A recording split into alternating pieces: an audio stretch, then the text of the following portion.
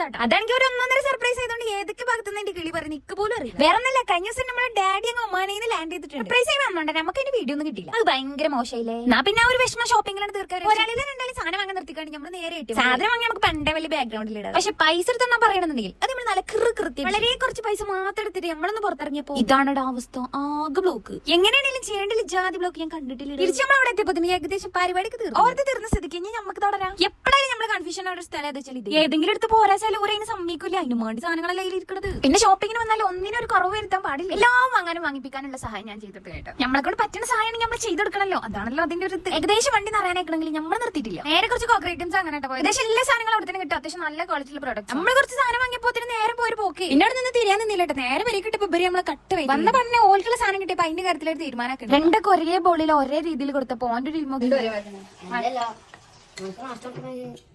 ഒരു വല്ലാത്ത ചാതിനെ. ഞാൻ കാര്യത്തിലൊന്നും കോംപ്രമൈസ് ആകും. അപ്പൊ ശരി, ബാക്കി പിന്നെ എല്ലാവരും ഒന്ന് സബ്സ്ക്രൈബ് ചെയ്യണേ.